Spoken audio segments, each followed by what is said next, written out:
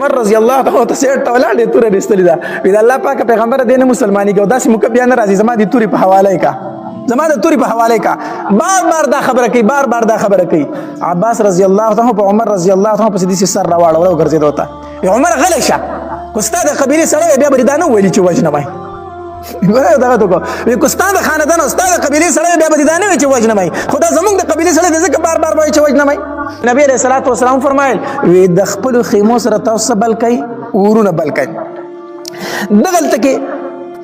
مکه والا ته پته وا چې موږ د نبی علیہ السلام سره واده خلافی کړی دا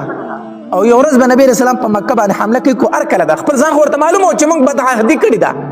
نو دوی به کله کله د شپې چکر لګاو چې د مدینه منورې د طرفه خو خیر دی کنه حمله ممله خو نه کیږي نو درې تنه راوتی یو ابو سفیان ابن حرب او دویم بودیل بن ورقه او دریم حکیم دا درې کسانو د مکی سردارانو دوی راوتی باري چکر وو چې د مدینه منورې د طرفه خو خیر دی کنه حمله ممله خو بس دغه نه دوی چې او قتل خیمه لګیدل ورونه بلیږي دا یو بل نه تپوس کوي وی بودیل ابو سفیان د بودیل نه تپوس کوي بودیل معلومه کی دخل ته چې قافله راغلی ور بلګي خیر خو دی نو دا بودیل ورته وی دا د بنو خزاعه او لخر دی هغه دغل ته تیریږي د بنو خزاعه او لخر دی په دغه طرف باندې تیریږي نو ابو سفیان ورته وی بودیل لک د عقل لغ کار واخله بنو خزاعه دومره زیات ته خو دی خیمو دی ورونو ته وګوره کنه او دومره زیات دي او چې ډېر خلک د ټول ملک د ور نه ډکته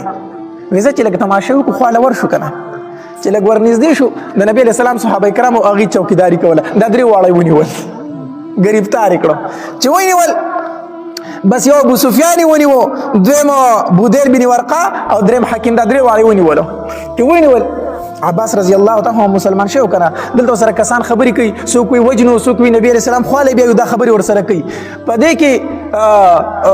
دغه تیرې دو عباس رضی الله تعالی عنہ عباس رضی الله تعالی په خچره باندې سور دی نو چې خبرې ووري دی ویره دا خبرې خود ابو سفیان دی خبرې د چا دی د ابو سفیان وای پیجندو کنه نو आवाज ورته کو نږدې ولغوي اے ابو سفیان ابو سفیان منډه کړوي عباس ته دلته وی او زه دلته ما وی وجنی ما بچ کا نو عباس رضی الله تعالی فرمایلی اے ابو سفیان قسم په الله کو د بچ کېدو بل لاري خو زما خچر تراخې جن اله به بچ کېږي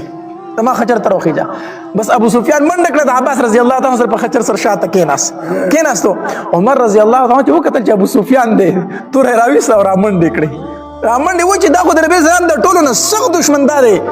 ځکه غزوه بدر کې دی او په غزوه احد کې دی او په غزوه خندق کې دی او په ټولو جنگونو کې د نبی اسلام خلاف جنگیدل او مشري به کوله عمر رضی الله عنه چې ولیدل چې ابو سفیان لاس لراغله دی او مسلمان شوی هم نه دی تور راواغست او رامنډي کړي ابو سفیان د عباس رضی الله تعالی ته فرمایي وی عباس وی دا پوری عمر نه دی روان دی وی قسم په الله زما د مرګ د پاره روان دی زما د مرګ د پاره روان دی جو عباس رضی الله تعالی خچر په منډه کو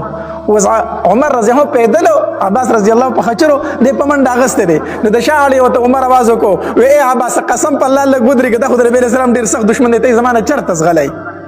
او کو د نبی اسلام خو له دی بوس بیا زما په لاس نه راځي ځکه چې د مسلمانېږي او نبی اسلام ول پناه ور کوي خو د نبی اسلام در رسیدو مخکې لګي مال راکې چې د خپل تور لګه سړک ما عمر رضی الله عنه منډي وخی عباس هم په منډه غسته دي دا غیر ازغلی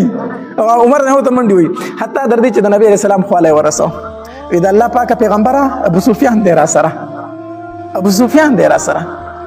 نبی رسول الله والسلام ورته فرمایل ښا ابو سفیان دی او دې کم ځای استعمالګرو گرفتار کړي دي استعمالګرو څه کړي دي گرفتار کړي دي نبی علیہ الصلوۃ والسلام ابو سفیان ته ویل ابو سفیان ایمان راوړه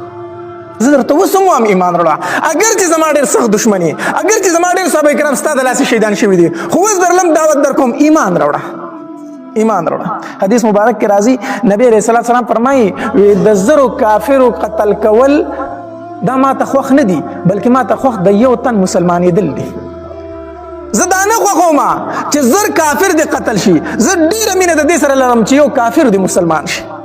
د دې سره مینه لرم وی ابو سفیان زه درته وایم چې مسلمان شه ابو سفیان نه مسلمانېدو انکار یې کوه هغه نور دوه ملګري چې کوم ورسره بودیل ابن ورقه او حکیم هغې خو ایمان نه راوړو خو نبي اسلام ته څنګه مخامخ شو کلمه ویل مسلمانان شو خو د ایمان نه راوړو عمر رضی الله تعالی داسې عباس رضی الله تعالی کتل وی عباسه وی زما پلار خطاب نه دی خطاب وی قسم په الله چې ستا په ایمان زه څومره خوشحاله شوم که نه که دومره زه د خپل پلار په اسلام هم خوشحاله شوی وي.